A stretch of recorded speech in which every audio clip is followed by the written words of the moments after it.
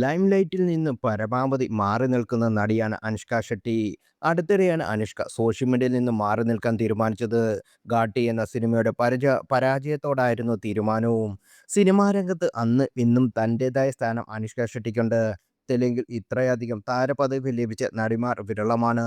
യോഗ പരിശീലനായിരുന്ന അനുഷ്ക യാദൃച്ഛികമായാണ് സിനിമയിലേക്ക് വരുന്നത്.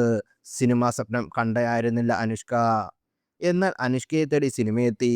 നടൻ നാഗാർജുനയാണ് അനുഷ്കയെ സിനിമാ രംഗത്തേക്ക് കൊണ്ടുവന്നത്. വളരെ പെട്ടെന്ന് തന്നെ അനുഷ്ക താരമായി മാറി. തുടക്കകാലത്ത് ഗ്ലാമർ വേഷങ്ങളാണ് ചെയ്തുവെങ്കിലും അരുന്ധതി എന്ന സിനിമയുടെ വിജയത്തോടെ ഗ്രാഫ് മാറി മറിഞ്ഞു. ശ്രദ്ധേയ റോളുകൾ താരത്തെ തേടിയെത്തി. ബാഹുബലിയോടെ ഇന്ത്യ ഒട്ടും അറിയപ്പെടുന്ന നടിയായി അനുഷ്ക മാറി. എന്നാൽ ബാഹുബലിക്ക് ശേഷം വളരെ കുറച്ച് സിനിമകൾ അനുഷ്ക ചെയ്തിട്ടുള്ളൂ. ഇപ്പോൾ നടിയെക്കുറിച്ച് വരുന്ന വാർത്തകളാണ് ശ്രദ്ധ നേടുന്നത്. അനുഷ്ക ഷെട്ടി വിവാഹം ചെയ്യാൻ തീരുമാനിച്ചു എന്നാണ് തെലുങ്ക് മാധ്യമങ്ങളുടെ റിപ്പോർട്ട്. വിവാഹത്തിന് കുടുംബം ചെലുത്തുന്ന സമ്മർദ്ദത്തിന് അനുഷ്ക വഴങ്ങുകയും ബന്ധുവായ ബിസിനസ്സുകാരനെ വിവാഹം ചെയ്യുമെന്നും റിപ്പോർട്ടുകളുണ്ട്.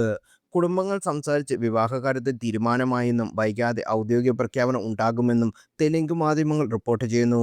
അതേസമയം അനുഷ്കയോ അനുഷ്കയുടെ അടുത്ത വൃത്തങ്ങളോ വാർത്തയോട് പറഞ്ഞിട്ടില്ല.